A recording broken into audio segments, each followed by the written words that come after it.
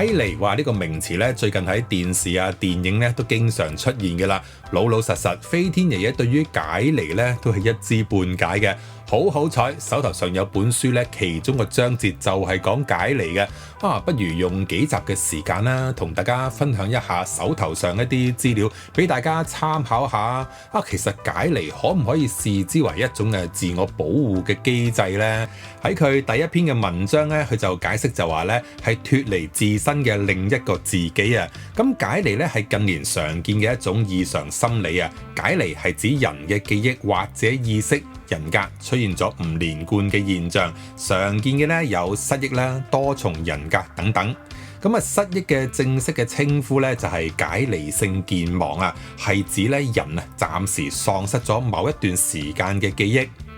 我哋咧就會將喪失人生裏面所有嘅記憶咧係叫做全生活史健忘症啊。呢一類嘅患者雖然咧就會喪失咗對於自己個名啦、職業啦或者同屋企人相關嘅個人記憶啦，但係咧唔等同佢會喪失晒咧對成個世界所有嘅認知嘅。例如對某啲事物嘅名稱啦、語言啦呢一類一般性嘅認知咧，佢哋仲會喺度嘅。簡單啲啦，例如點樣着衫啊，例如佢識揸車嘅話咧，其實咧佢仲會記得係點樣揸車㗎。呢一方面嘅記憶咧，其實佢仲會保留喺度嘅。所以咧，雖然就話喪失咗個人記憶啦，咁但係嚴格嚟講嘅話，人嘅記性咧係好錯綜複雜嘅，就好似存檔咁樣啦，就一早咧已經咧 save 咗喺我哋嘅腦裡面咧，係好深好深嘅地方，唔會咁隨便，唔會咁容易咧話唔見晒就唔見晒嘅。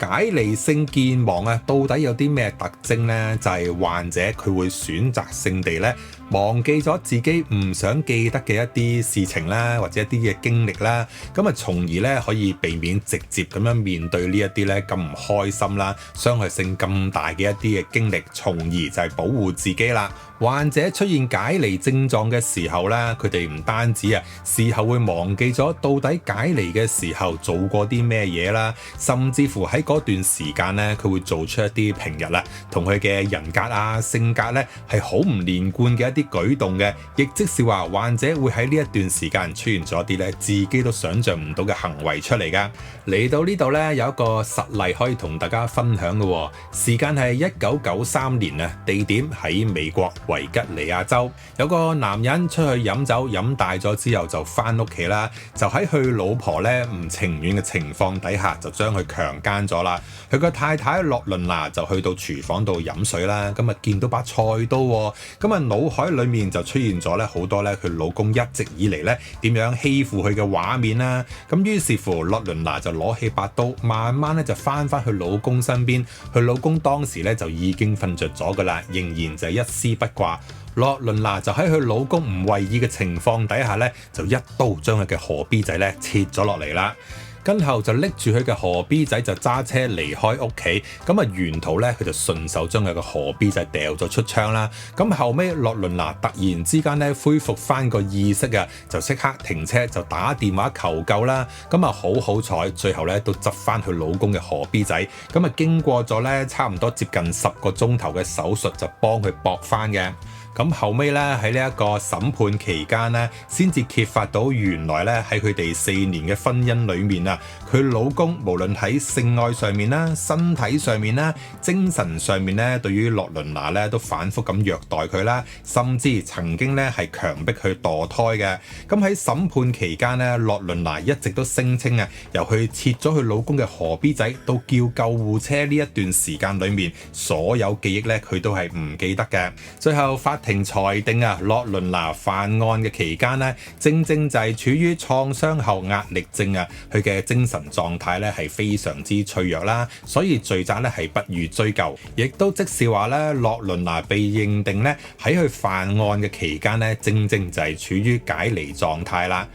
後嚟啦，洛倫娜精神回復正常之後咧，就成立咗一個組織，就幫助一啲咧家庭暴力裡面嘅受害者。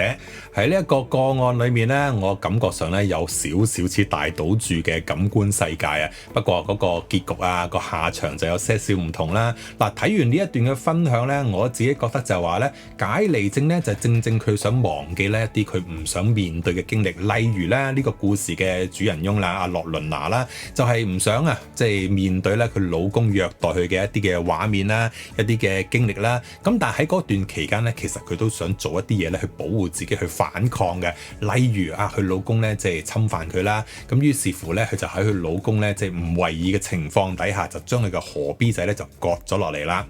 呢個個案咧都幾得人驚啊，都幾痛啊！嗬，原來解離症早期咧，甚至乎咧俾人認定係好似鬼上身一樣啊！佢點樣由鬼上身慢慢轉化到咧，被認定為歇斯底里添？咁個時間咧話要追溯翻咧好遠啊，就係18世紀嘅後半期啊，有記載咧一位驅魔師成功咧醫好翻2個因為經常反覆咁痙攣嘅修女咧，佢哋就俾人困咗喺修道院裡面嘅。咁當時解離症咧就係被認定為咧係惡魔附身，即係鬼上身啦。咁至於第一個研究解離症現象嘅醫生係邊一位呢？就係曾經咧喺維也納大學主修醫學嘅麥斯麥啦。咁當時咧麥斯麥喺內科醫學方面咧就已經係好成功噶啦，係維也納咧第一位嘅名士嚟嘅。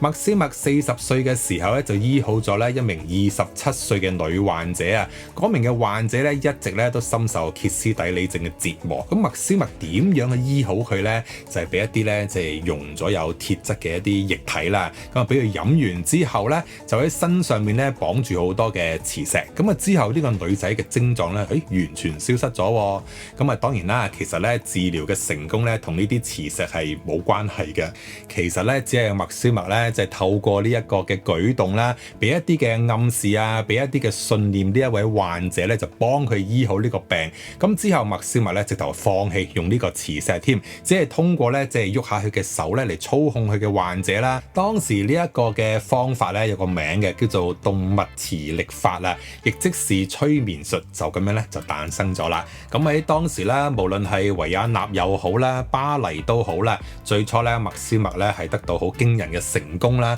咁但係冇幾耐之後咧，就開始受到醫學界嘅攻擊啦。咁其他人咧就開始對於麥斯麥嘅評價咧就慢慢開始變差啦。佢嘅形象佢嘅聲望咧就一路咁樣插水啦。咁講到呢度，到底第一位嘅多重人格患者係幾時出現呢？原來就係咁啱得咁巧咧，就係18世紀嘅末期啊，亦即是麥斯麥咧插水啦，催眠術咧開始俾呢個社會放棄嘅時候啊。咁之後去到19世紀啦，精神病患者原來同依家一樣咧，係開始咧越嚟越多嘅解離症患者嘅人數咧，亦都急劇咁增長添。喺呢段期間呢，即是麥斯麥大約啦過咗1個世紀之後啦，法國人沙可咧就開始活躍起嚟啦。佢將麥斯麥嘅動脈磁力法啦，重新以催眠治療方式咧運用起嚟，並且喺醫學上面咧取得一個顯著嘅成效。